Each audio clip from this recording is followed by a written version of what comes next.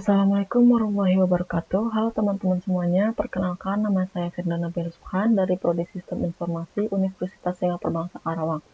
Jadi di sini saya ingin menyelesaikan tugas pertama pada mata kuliah Sistem Informasi, Akuntansi, dan Keuangan. Di video kali ini saya ingin identifikasi analisis aplikasi layanan perbankan yang menganalisa fitur dan servisnya. Mari kita bahas. Sebelumnya, apa itu BNI Mobile Banking? BNI merupakan bank BUMN atau badan usaha milik negara pertama yang menjadi perusahaan publik setelah mencatat sahamnya di Bursa Efek Jakarta dan Bursa Efek Surabaya pada tahun 1996. Sebelum mengenal jauh fitur BNI, bahwa BNI Mobile Banking itu bisa diaktifkan sama kita sendiri secara mandiri melalui aplikasi, dan proses verifikasinya biasanya dilakukan melalui video call atau pengiriman dokumen secara digital. Jadi tidak usah pergi ke banknya untuk pembukaan rekening. Oke, langsung saja. Yang pertama, jika kalian belum mempunyai BNI Mobile Banking, silahkan diunduh terlebih dahulu. Nah, di sini sudah menampilkan halaman utama dari aplikasi perbankan, yakni BNI Mobile. Jika kalian sudah mempunyai kartu debit, klik di sini. Jika kalian belum mempunyai kartu debit, klik sini. Jika belum, biasanya ada beberapa dokumen digital untuk melanjutkan registrasi yang diminta, yakni nomor rekening, nomor kartu ATM, PIN kartu ATM, NIK, dan email. Lalu klik lanjut. Nah, jika sudah memenuhi persyaratan registrasi, maka tampilannya akan seperti ini. Oke, lanjut. Nah, di sini tampilan untuk layar berandanya. Kita lihat dari atas terlebih dahulu ya. Seperti biasa, di sini dilihat tertera nama kita sendiri. Nama saya sendiri, Firdana Belusukhan. Dan di bawahnya ada nomor saldo, berapa yang bisa buka, tutup, dan ada tanda matanya di sini. Terus di bawahnya ada nomor rekening. Lalu ada poin juga, dan di bawahnya juga ada berbagai fitur dan menu, misalnya transfer, e-wallet, pembayaran, dan masih banyak lagi. Di bawah juga ada riwayat kiris, favorit, dan pengaturan. Dan di sini juga ada pelayanan chat us atau chatbot gitu. Oke, kita bahas lebih lanjut. Nah, fitur yang pertama adalah fitur transfer. Transfer di sini adalah yang pertama rekening sendiri. Rekening sendiri gunanya untuk memindahkan dana antar rekening yang dimiliki nasabah dalam bank yang sama. Lanjut, yang kedua adalah BNI untuk transfer dana ke rekening BNI lain. Yang ketiga, antar bank untuk melakukan transfer dana ke rekening di bank lain selain BNI. Yang keempat, dana pensiun atau BNI Simponi untuk melakukan transfer atau penyetoran dana ke akun dana pensiun atau program BNI Simponi, yaitu program tabungan pensiun yang dikelola oleh BNI.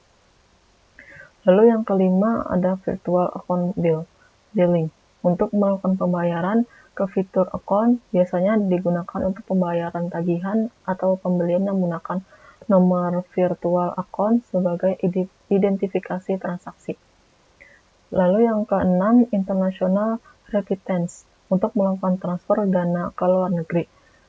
Yang terakhir, ketujuh, transfer falas antar BNI untuk melakukan transfer mata uang asing antar rekening BNI. Lanjut, fitur kedua yaitu fitur e-wallet. Fitur yang disediakan oleh BNI Mobile Banking untuk memudahkan nasabah untuk dalam mengelola dan melakukan transaksi di berbagai e-wallet yang tersedia di Indonesia, misalnya seperti GoPay, Zcash, link aja, ShopeePay, OVO, Dana, dan Aisaku. Selanjutnya fitur pembayaran.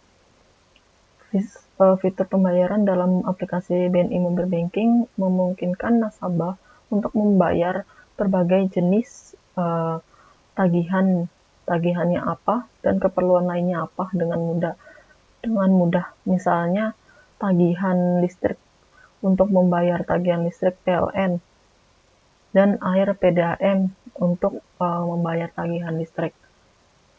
Seperti itu. Lalu fitur selanjutnya ada fitur pembelian. Fitur untuk nasabah melakukan berbagai transaksi pembelian dengan mudah. Misalnya pembelian pulsa dan paket data atau token listrik, voucher TV, langganan, dan lain sebagainya di berbagai operator Indonesia dan pembelian lainnya.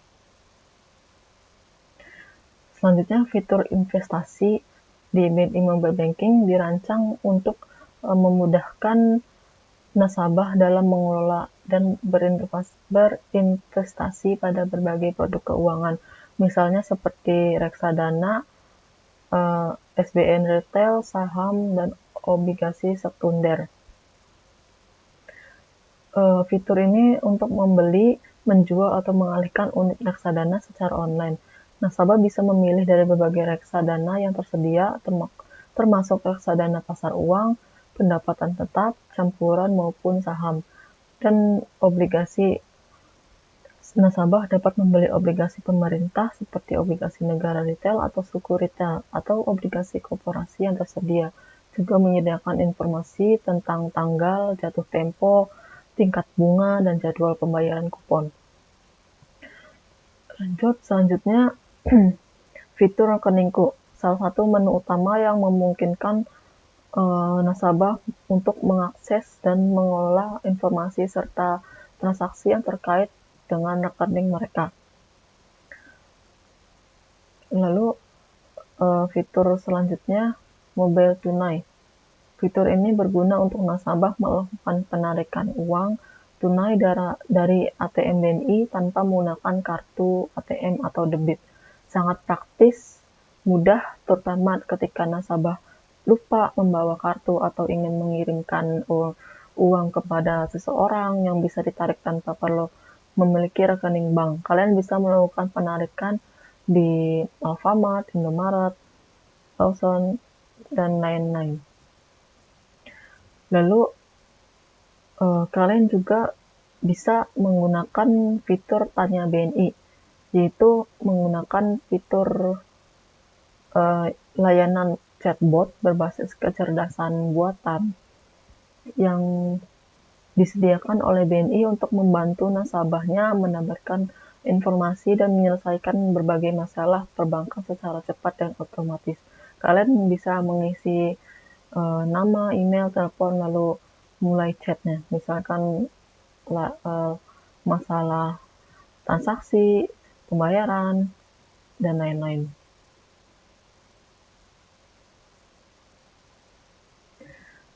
Lalu fitur terakhir adalah scan QR.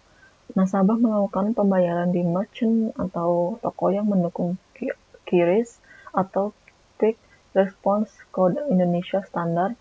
QRIS adalah standar pembayaran dengan kode QR yang dirancang oleh Bank Indonesia dan digunakan oleh semua penyedia layanan pembayaran di Indonesia.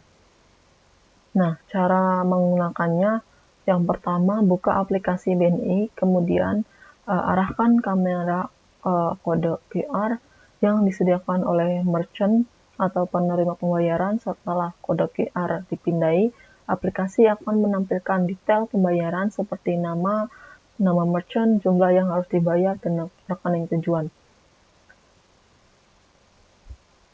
Setelah konfirmasi, pembayaran akan diproses dan nasabah serta penerima akan menerima notifikasi bahwa transaksi telah berhasil. Oke, sekian dari presentasi saya. Kurang lebihnya mohon maaf. Terima kasih. Wassalamualaikum warahmatullahi wabarakatuh.